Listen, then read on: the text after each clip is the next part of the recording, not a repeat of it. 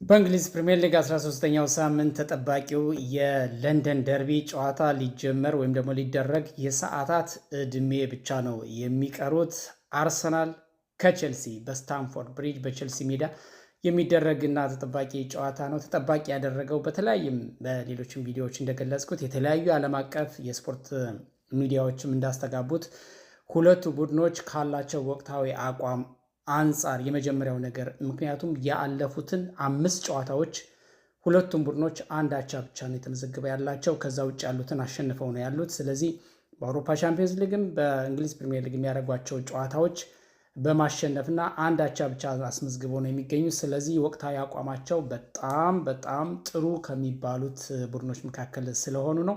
ሁለተኛ ተቀራራቢ ነጥብ ስላለ፣ ተቀራራቢ ነጥብ ማለት ነው አርሰናል ምንም እንኳን በ6 ነጥብ ልዩነት ቼልሲን ቢመራም በሁለተኛ ደረጃ ላይ የነበረ ቡድን እንደመሆኑ መጠን በእርግጥ ማንቸስተር ሲቲ ዛሬ በማሸነፉ ምክንያት ወደ ሁለተኝነት ማንቸስተር ሲቲ መጥቷል።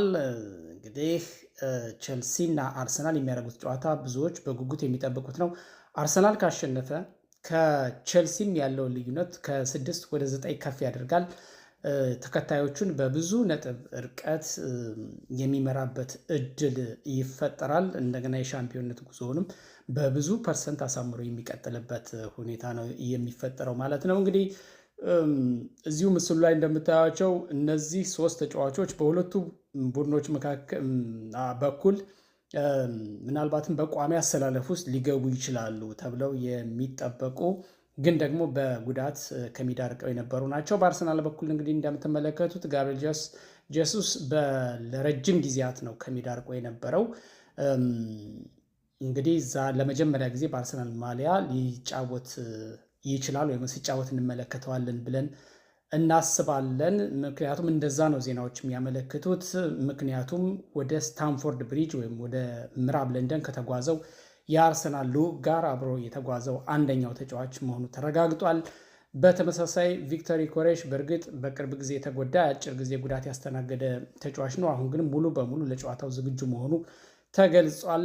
ስለዚህ እሱም እንደዚሁ ከአርሰናል የቡድን አባላት ጋር ወደ ስፍራው መጓዙ ተረጋግጧል። ስለዚህ ሁለቱ ተጫዋቾች ምናልባትም በአርሰናል ቡድን ውስጥ በቋሚ አሰላለፍ ውስጥ የመጀመሪያ ተሰላፊ ላይሆኑ ይችላሉ። ነገር ግን ተቀያሪ ወንበር ላይ ሆነውም ቢሆን በነገው ጨዋታ ሊጫወቱ ወይም ሊሰለፉ እንደሚችሉ መረጃዎች ይህን አረጋግጠዋል። በቼልሲ በኩል ኮል ፓልመር እንግዲህ እሱም እንደዚሁ ተጎድቶ የቆየ በጣም ወሳኝ አጥቂያቸው ነው።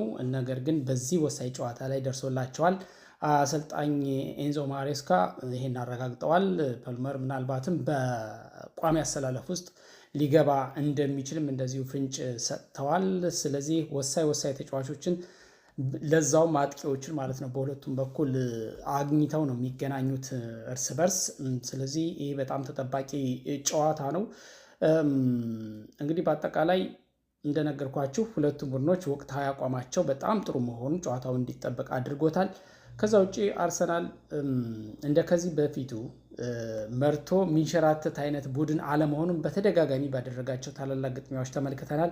እንግዲህ በዚህ እንደ ቼልሲ አይነት ጠንካራ ቲም ሲያገኝ ደግሞ ምናልባት ነጥብ ሊጥል ወይም ሊሸነፍ ይችላል ብለው የሚጠብቁ ከዚህ በፊት የነበረውን ትሬንድ መሰረት አድርገው የሚጠብቁ አሉ። ደጋፊም ጭምር ሆነው በዚህ ጥርጣሬ ውስጥ ያሉ እንዳሉ በአንድም በሌላ መንገድ እናውቃለን፣ እንሰማለን። ግን እሱ የሚሆን አይመስልም። ለማንኛውም ግን በኳስ እርግጠኛ መሆን አይቻልም መገመት እንጂ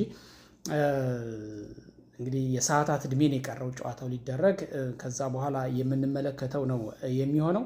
የሁለቱ ቡድኖች ጨዋታ ግን ዓለም በጉጉት የሚጠብቀው ጨዋታ መሆኑን ግን በእርግጠኝነት መናገር ይቻላል። እንግዲህ የእንግሊዝ ፕሪሚየር ሊግን አሁን አርሰናል እና ቼልሲ እየመሩት ነበረ። ነገር ግን ዛሬ ማንቸስተር ሲቲ ማሸነፉን ተከትሎ ወደ ሁለተኝነት መጥቷል በ25 ነጥብ። አርሰናል ያው 29 ነጥብ ነው ያለው፣ ገና አንድ ጨዋታ እየቀረው ማለት ነው።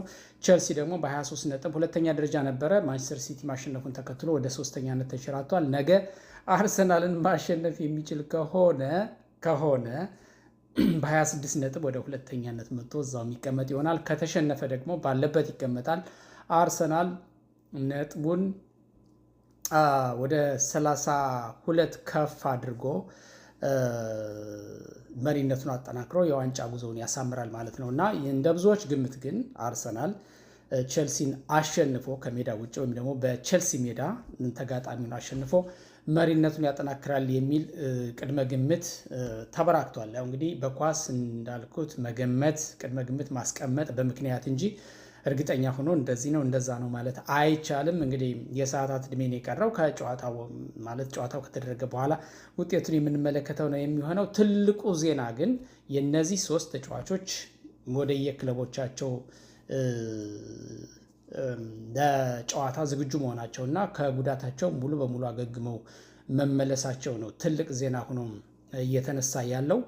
እንግዲህ አርሰናል ከቼልሲ በስታምፎርድ ብሪጅ በቼልሲ ሜዳ የሚያደርጉት ጨዋታ ዓለም በጉጉት የሚጠብቀው ነው። እኛም እግር ኳስ አፍቃሪያን እንዲሁም የክለብ ደጋፊያን በጉጉትና በናፍቆት የምንጠብቀው ጨዋታ ነው። እኔ በበኩሌ ድል ለዚህኛው ክለብ እላለሁኝ። አብረን እንመለከተዋለን።